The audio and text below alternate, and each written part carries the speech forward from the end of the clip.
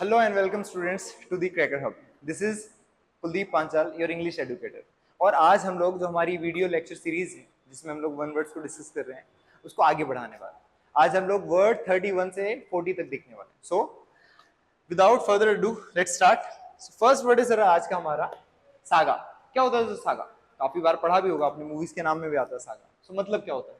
Saga का मतलब होता है sir a long story about past events over a long period of time. बहुत समय तक चली एक ऐसी चीज जिसके बारे में, एक ऐसी घटना जिसके बारे में हमने कोई कहानी लिखी है। तो काफी पुरानी कहानी जो कि बहुत लंबे समय तक चली जाने वाली घटना पर आधारित, उसको हम लोग बोलते हैं सागा। इसका मतलब होता है सर गाथा, बहुत बड़ी कहानी।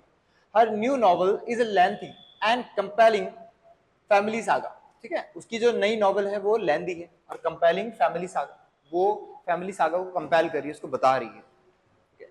नेक्स्ट, सागा का मतलब होता है लॉन्ग स्टोरी। कसिनो, कसिनो का मतलब क्या होता है sir? A building or business where people play games to win money. ठीक है, लोग गेम खेलते हैं ताकि वो पैसा कमा पाए। ठीक है, तो ऐसी बिल्डिंग उसको बोलते हैं हम लोग कसिनो या फिर जुआ घर। ओके, सो गैम्बलिंग करने की जगह, जुआ खेलने की जगह, उसको बोलते हैं हम लोग कसिनो घर, कसिनो या फिर जुआ घर। Example he opened a new casino in Kashmiri Gate. उसने कश्मीरी गेट पर नया कसिनो खोला, यानी जुआ घर खोला, जहां पर लोग आएंगे, गेम्स खेलेंगे और पैसा जीतेंगे। सो कसिनो, जुआ घर। नेक्स्ट वर्ड है सर हमारा okay then. So next word है हमारा हच। क्या होता है सर हच का मतलब? देखिए, hutch piece of furniture with open or glass covered shelf. ठीक है, एक फर्नीचर का ऐसा पीस जिसमें या तो खुला हो या फिर उस पर ग्लास से कवर्ड शेल्फ और अलमारियां बनी हो। एंड समटाइम्स वन और मोर कबर्ड्स, या फिर एक से ज्यादा अलमारियां उसमें हो। For storing and showing things like plates and glasses. ठीक है, स्टोर करने के लिए, या तो चीजें स्टोर की जाए उसमें, या फिर उसमें कुछ दिखाने के लिए, कुछ शोकेस करने के लिए रखा जाए। सो इसका मतलब या तो संदूक है सर, या फिर पिंजरा भी ले सकते हैं, या फिर कोई शोकेस करने के लिए, डिस्प्ले करने के लिए कोई अलमारी जैसा घर में होता है। सो देखिए, एक तो पिंजरा हो सकता है इस तरीके का, या फिर कोई ट्रंक हो सकता है, कोई बॉक्स हो सकता है, या फिर कोई अलमारी जिसमें हम लोग बर्तन वगैरह रखते हैं। ठीक है, क्रॉकरी रखते हैं, महंगी क्रॉकरी। सो एग्जाम्पल है sir she purchase a hutch to display the dishes. उसने अपनी प्लेट्स, महंगी क्रॉकरी होगी उसके पास, तो प्लेट दिखाने के लिए उसने क्या खरीदा? एक हच खरीदा। नेक्स्ट है सर 33 के बाद 34। देखिए 34 में हमारे पास वर्ड है एनीमिया। सब जानते हैं सर, हम लोग उसको बोलते हैं ब्लड की कमी, एनीमिया। इसका सेंस क्या है sir? A medical condition in which there are not enough red blood cells in the blood. जब ब्लड में रेड ब्लड सेल्स की कमी हो जाए उसको हम लोग बोलते हैं एनीमिया वाली कंडीशन। ओके, तो मेडिकल कंडीशन होता ही खून की कमी हो जाती है sir.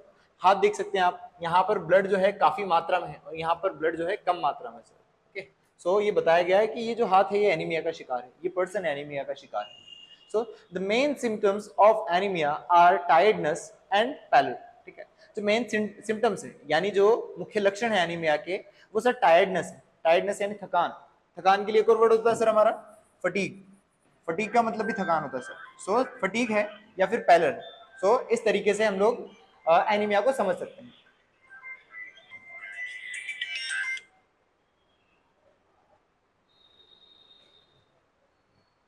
Okay sir, next word देखिए।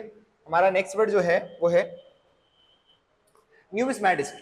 सर न्यूमिस्मैटिस्ट जो है वो एक वर्ड से बना है, जो होता है सर हमारा न्यूमिस्मैटिक्स। न्यूमिस्मैटिक्स क्या होता है सर? न्यूमिस्मैटिक्स देखिए, न्यूमिस्मैटिक्स का मतलब होता है एक ऐसा स्टडी, मैटिक्स यानी स्टडी।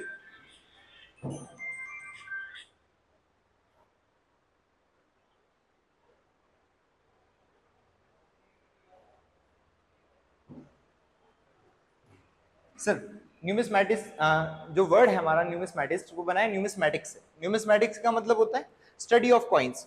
किस चीज की study sir? Study of coins. पुराने जो कॉइन्स होते हैं उनकी स्टडी, उसको बोलते हैं हम लोग न्यूमिस्मैटिक्स। और एक ऐसा पर्सन जो कि उनको कलेक्ट करता है, उनसे प्रेम करता है, बहुत ज्यादा पसंद होता है उसे कॉइन कलेक्ट करना, उसको बोलते हैं हम लोग न्यूमिस्मैटिस्ट।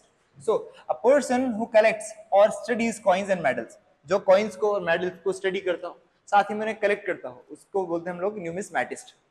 तो देखिए सर हिंदी मीनिंग क्या है इसका? मुद्रा विज्ञानी या फिर मुद्रा शास्त्री। एग्जाम्पल है these coins are also known to numismatist as a holey dollars as well. लोग जो कि हॉली डॉलर्स को पसंद करते हैं वो इस तरीके के कॉइन्स को भी पसंद करेंगे, ऐसा कहना है एग्जाम्पल में। अब हॉली डॉलर्स क्या होता है सर? हॉली डॉलर्स ऐसे होते हैं जो हॉलो होते हैं, बीच में से खोखले होते हैं, इसलिए इसको हॉली डॉलर्स कहा जाता है। सो अमेरिका में ये जो चीज है, ये जो मुद्रा है, ये पब्लिश की गई थी, इशू की गई थी, सो ये हॉली डॉलर्स के नाम से जानी जाती है। Okay sir, I hope it is clear. Next sir, next word है हमारा 36। 36 जो है इसका नाम है आइलेट, इसको आइलेट पढ़ते हैं। आइलेट क्या होता है sir? A very small island, बहुत छोटा सा आइलैंड। हिंदी मीनिंग इसका बहुत छोटा द्वीप या फिर उपद्वीप, द्वीप का भी उपद्वीप, बहुत छोटा द्वीप। Even less is known about the function of the islets, मतलब आइलेट्स का क्या काम है इसके लिए बहुत कम जाना गया। सो आइलेट का मतलब होता है छोटे छोटे द्वीप, छोटा द्वीप।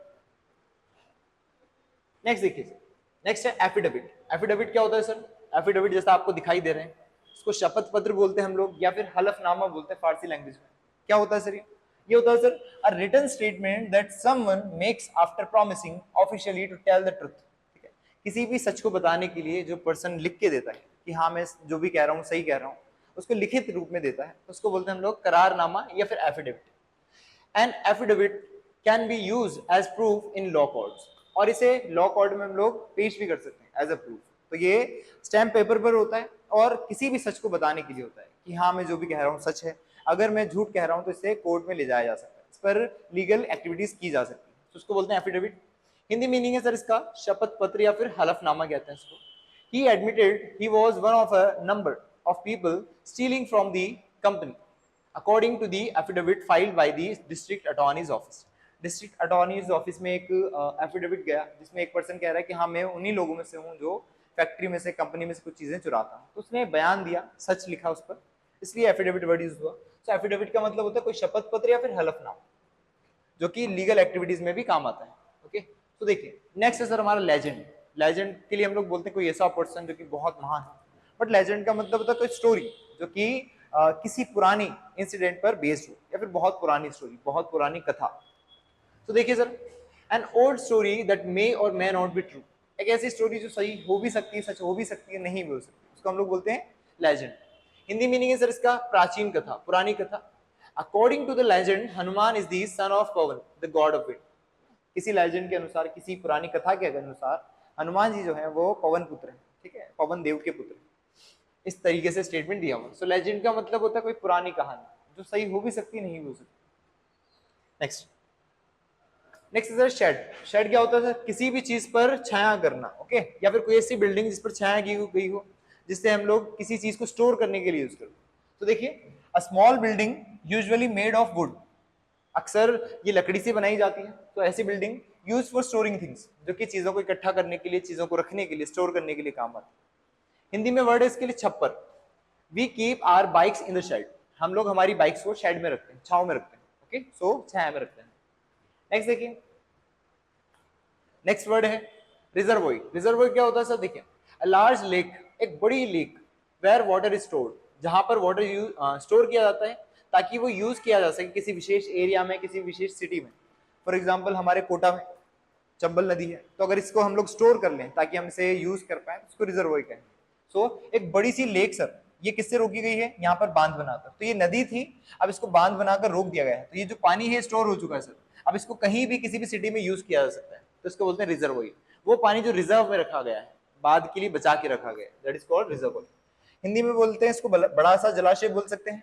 That is a tremendous reservoir of out there, ठीक है, वहां पर बाहर बहुत सारे जो है रिजर्वोयर्स है जिनमें पानी स्टोर किया गया है। एग्जाम्पल कहता है। सो ये था सर हमारा वर्ड नंबर 40, और आज हम लोग यहीं रखते हैं। बाकी वर्ड नंबर 41 से लेकर 50 तक हम लोग नेक्स्ट वीडियो में कवर करेंगे। So this is it for now, see you and stay tuned to the cracker hub. Okay, have a nice day, take care, bye.